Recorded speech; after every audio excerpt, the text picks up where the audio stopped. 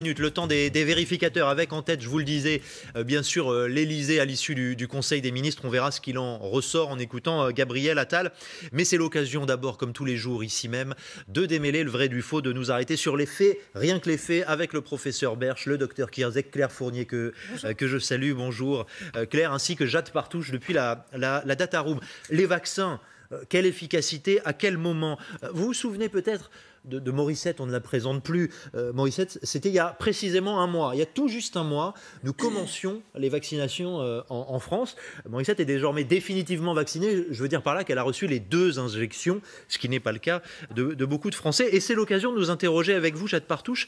Est-ce qu'on peut déjà voir, observer les premiers effets de la vaccination sur les hospitalisations? Eh bien, j'ai regardé justement les courbes du nombre d'hospitalisations ces dernières semaines. Vous allez le constater par vous-même, il n'y a pas vraiment d'effet. Regardez d'abord cette courbe du nombre de personnes hospitalisées pour Covid chez les 80-89 ans, cible prioritaire de la vaccination. Ce tout dernier chiffre enregistré hier, 8 798 personnes hospitalisées chez les 80-89 ans, 8 752 la veille, 8 420 la semaine dernière. Donc clairement, une courbe qui ne fléchit pas. Ça a augmenté en septembre pour atteindre un pic aux alentours de novembre, puis une baisse et de nouveau une légère hausse depuis début janvier. Donc clairement, on ne voit pas d'effet de la campagne de vaccination, sachant que ça a commencé, vous l'avez dit, le 27 décembre, donc par ici. Si on regarde maintenant la seconde courbe que je vous ai préparée, c'est la courbe des personnes hospitalisées chez les 90 ans et plus.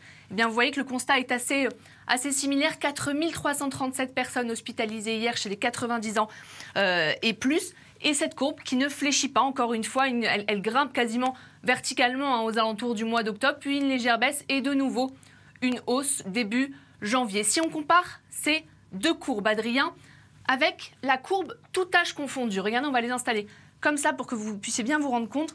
Et regardez maintenant cette courbe tout âge confondu.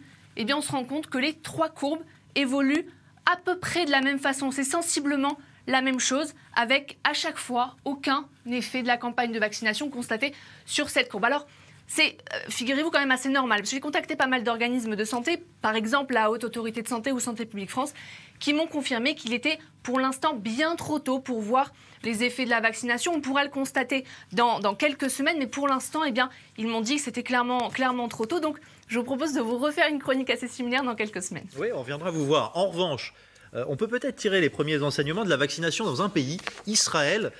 Jade, ça commence à se faire sentir sur les hospitalisations ou pas? Ah oui, clairement. Vous le savez que c'est le pays qui a vacciné le plus au monde en proportion de sa population.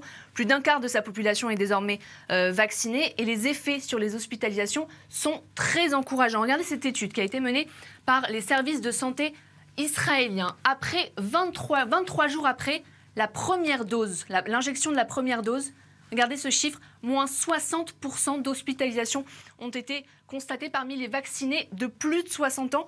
Constat après avoir suivi à peu près 50 800 patients. Je vais même aller un petit peu plus loin, puisqu'après 18 jours après la première dose, eh bien, les premiers effets se sont fait sentir. Donc clairement, Israël répond à cette question que tout le monde se pose. Quand les hôpitaux vont-ils commencer à se désemplir? Eh bien, on a peut-être une première esquisse de réponse avec cette étude israélienne. Merci beaucoup, Jade. La preuve par l'exemple.